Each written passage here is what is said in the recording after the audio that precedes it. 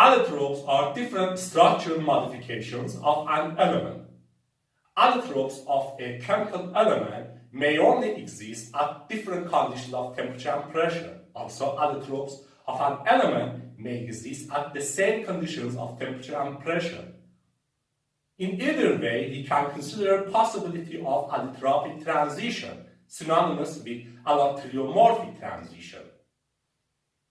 An allotropic transition is simply a transition between two allotropes, or conversion of one allotrope to another. IUPAC considers allotropic transition as a transition of a pure element at a defined temperature and pressure from one crystal structure to another, which contains the same atoms but which has different properties. An allotropic transition may take place easily and readily, or it may require extreme conditions or efforts. Let's consider an example. The chemical element tin has two main allotropes, alpha-tin and beta-tin. Beta-tin is a silvery white metal having properties of metals such as being ductile, malleable, and a conductor of electricity, while alpha-tin is a gray non-metal with dramatically different properties such as being an electrical insulator and brittle. For pure tin, at temperatures above 13.2 degrees Celsius, silvery white metallic beta-tin is more stable, while at temperatures below 13.2 degrees Celsius, gray non-metallic alpha-tin is more stable. So at room temperature, beta-tin is the thermodynamically stable allotrope, while at low and freezing temperatures, alpha-tin is the thermodynamically stable allotrope. By lowering temperature, we can have a spontaneous but not necessarily a quick allotropic transition from silvery white beta-tin to gray alpha-tin.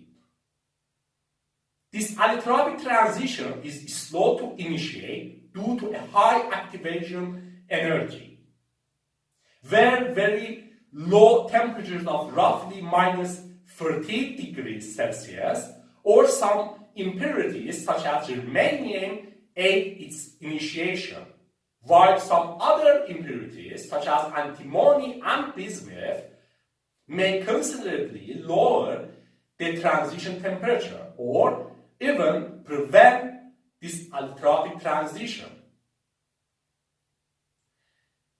The density of alpha-tin is about 20% less that of beta-tin. So allotropic transition from beta-tin to alpha-tin is accompanied by a great increase of volume, which usually results in disintegration of tin-made objects into powder upon lowering of temperature and allotropic transition. In addition, such disintegrations are self-catalyzing, so they accelerate after initiation.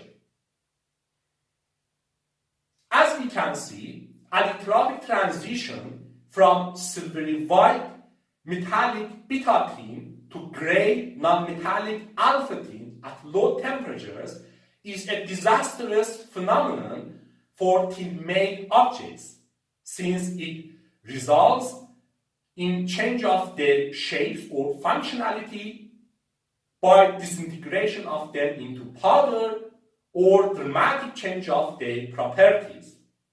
So no wonder it is called as tin pest, tin disease, tin blight, or tin leprosy.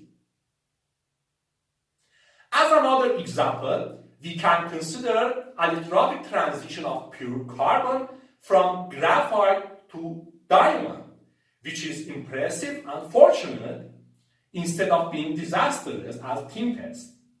Yet, unfortunately, it requires extreme conditions of temperature and pressure, as we can see in high pressure, high temperature production of synthetic small diamonds.